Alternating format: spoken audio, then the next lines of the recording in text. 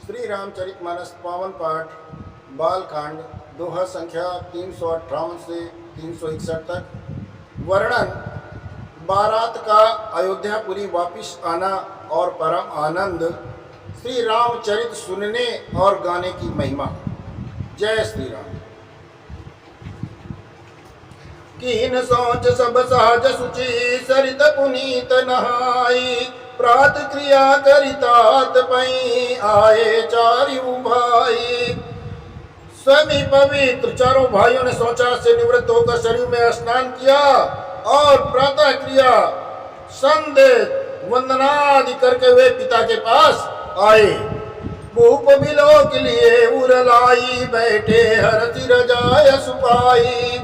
देख राम सब सभा जुड़ानी लोचन लाभ अवधि अनुमानी। राजा ने देखते ही उन्हें हृदय से लगा लिया। तदनंतर वे आज्ञा पाकर हर्षित होकर बैठ गए। श्री रामचंद्र जी के दर्शन कर और नेत्रों का लाभ की बस यही सीमा है, ऐसा अनुमान कर सारी सभा शीतल हो गई। अर्थात सबके तीनों प्रकार के ताप सदा के लिए मिट गए। मुनि वशिष्ठ मुनि कौशिक आए सुभग आसन मुनि बैठाए। सुतन समेत पूजी पद लागे निरखि राम दो गुरु अनुरागे। फिर मुनि वशिष्ठ जी और विश्वामित्र जी आए। राजा ने उनको सुंदर आसनों पर बिठाया और पुत्रों समेत उनकी पूजा करके उनके चरण लगे। दोनों गुरु श्री रामचंद्र जी को देखकर प्रेम में मुग्ध हो गए। काई वशिष्ठ धर्म इतिहासा सुनई मही सुसहित रनिमासा। मुनि मनि अगम गादि सुत करनी मुदित वशिष्ठ विपुल विधि बरनी। वशिष्ठ जी धर्म के इतिहास कह रहे हैं और राजा रनिमास सहित सुन रहे हैं, जो मुनियों के मन को भी अगम्य है। ऐसी विश्वामित्र जी की करनी को वशिष्ठ जी ने आनंदित होकर बहुत प्रकार से वर्णन किया। बोले उपाम देव सब साची कीरत कलित लोक तिउ माची। सुनि आनंद भयउ सब काऊ राम लखन उर अधिक उछाऊ। कामदेव जी बोले, वामदेव जी बोले, ये सब बातें सत्य हैं। विश्वामित्र जी की सुंदर कीर्ति तीनों लोकों में छाई हुई है। यह सुनकर सब किसी को आनंद हुआ। श्री राम लक्ष्मण के हृदय में अधिक उत्साह आनंद हुआ। मंगल मोद उचाहनित जाहि दिवस यही भांति।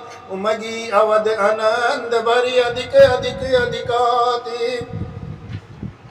नित्य ही मंगल आनंद और उत्सव होते हैं। इस तरह आनंद में दिन बीतते जाते हैं। अयोध्या आनंद से भरकर उमड़ पड़ी। आनंद की अधिकता अधिक अधिक बढ़ती जा रही है। सुदिन सोदिकल कंकन छोरे मंगल मोद विनोद न थोरे। नित नव सुख सुर देख सियाई अवध जन्म जाचई विधि पाई। अच्छा दिन शुभ मुहूर्त शोध कर सुंदर कंकड़ खोले गए।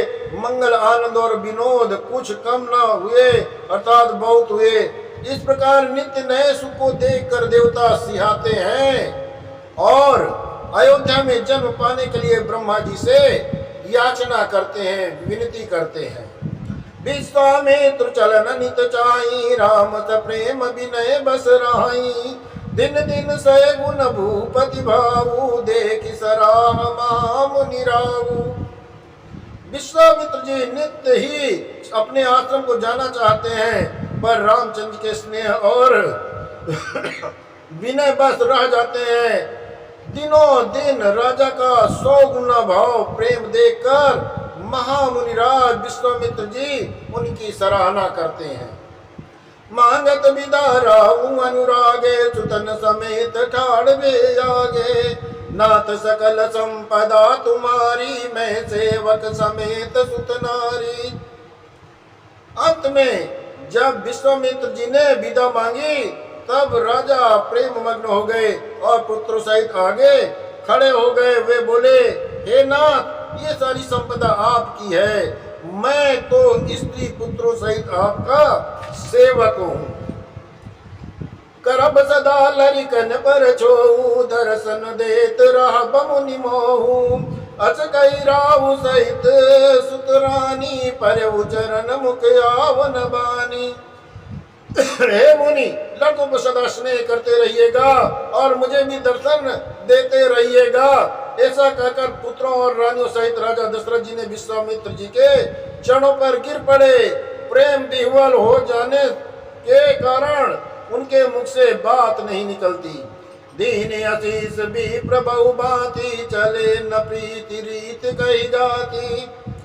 राम स प्रेम संग सब भाई आय सुखाई फिरे पहुंचाई।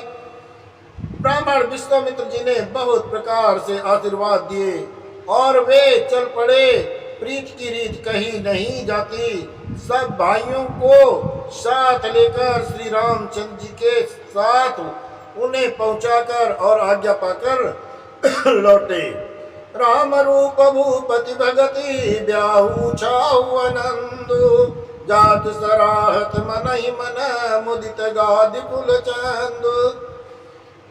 गादि कुल के चंद्रमा विश्वामित्र जी बड़े हर्ष के साथ श्री रामचंद्र के रूप, राजा दशरथ के भक्ति, चारों भाइयों के विवाह, सबके उत्साह आनंद को मन ही मन सराहते जाते हैं। वामदेव रघुकुल गुरु ज्ञानी बहुरी गाद सुत कथा बखानी। सुनि मुन सुजस मन ही मन रावु बरनत आपन पुण्य प्रभावु। वामदेव और रघु कुल के गुरु ज्ञानी वशिष्ठ जी ने विश्वामित्र जी की कथा बखान कर कही। मुनि का सुंदर यश सुनकर राजा मन ही मन अपने पुण्यों के प्रभाव का बखान करने लगे। बहुरे लोग रजायसु भयऊ सुतन समेत पति गृह गयऊ। जाता राम ब्याहु सब गावा मुदित पुनीत लोक त्यू छावा। सुजस पुनीत लोक त्यू छावा। आज्ञा हुई तब सब लोग अपने अपने घरों को लौटे। राजा दशरथ भी पुत्रों सहित महल में आ गए। जहाँ तहाँ सब श्री रामचंद्र जी के विवाह की गाथाएं गा रहे हैं। श्री रामचंद्र जी का पवित्र सुयस तीनों लोकों में छा गया। आए ब्याही राम घर जब ते बसई आनंद अवध सब तब ते। प्रभु विवाह जस भयऊ छाऊ सकई न बरन गिराई नाऊ। जब तक श्री रामचंद्र जी विवाह करके आए तब से सब प्रकार का आनंद अयोध्यापुरी में बसने लगा। प्रभु के विवाह में जैसा आनंद उत्साह हुआ उसे सरस्वती जी और सर्पों के राजा शेष जी भी बखान कर नहीं कह सकते। कवि कुल जीवन पावन जानी राम सीय जसु मंगल खानी। जही ते मैं कछु कहा बखानी करन पुनीत है तो निज बानी। श्री सीताराम जी के यश को, कवि कुल के जीवन को पवित्र करने वाला मंगलों की खान जानकर इसमें मैंने कुछ वाणी को पवित्र करने के लिए थोड़ा सा बखान कर कहा।